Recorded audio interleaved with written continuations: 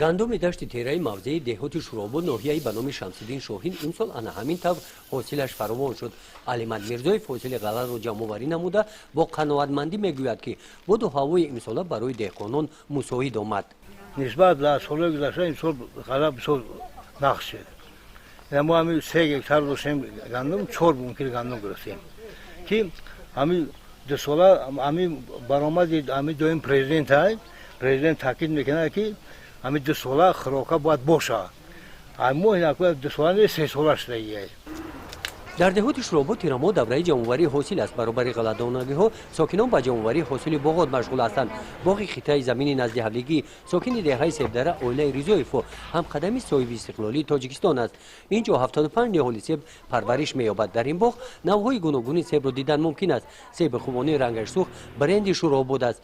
نوک هم پخته رسیده است. بعد جمع‌آوری حاصل سیب آن را می‌چینند. در اینجا ما کارچکا خوردگیم در مابین همین باغ این چنین باغ درختان بسیار که اینجا درختان سیب نوک انا زردالو چنین داشته است.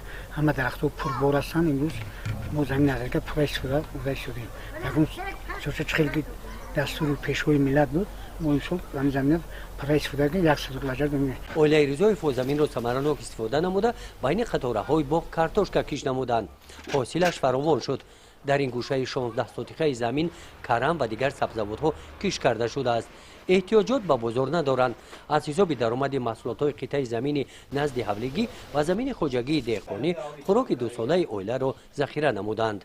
آدم زندگیشون خسرو پا قدم همین پرزیدنت همین مردک بسیار زور کار کرد قدم شمان همون سالی همون سیر پریم زکسکرم است گندم هم است جو هم است کاتوشکا و پیاز هم است همه چیز است. در ناحیه به نام شمس‌الدین شاهین وابسته به گوناگونی اقلیمی منطقه ها تیرامو جمع‌آوری حاصل غلط‌دانگی ها و باغات تا ماه نوامبر ادامه می‌یابند. گزارش خواجه نظریف خدای نظر ظهوروف از ناحیه به نام شمس‌الدین شاهین برای برنامه اطلاعات نوید.